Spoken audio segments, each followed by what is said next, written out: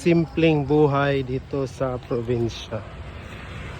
So bata libreng libreng naglalaro, libreng makapaglaro, and yeah, so simple life in the province. So I got my garden and my dogs.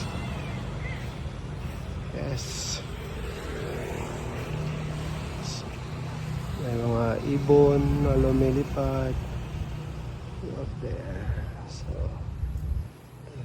province life.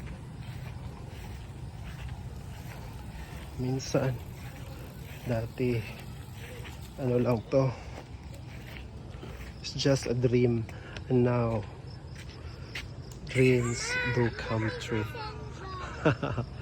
Hi, Ising.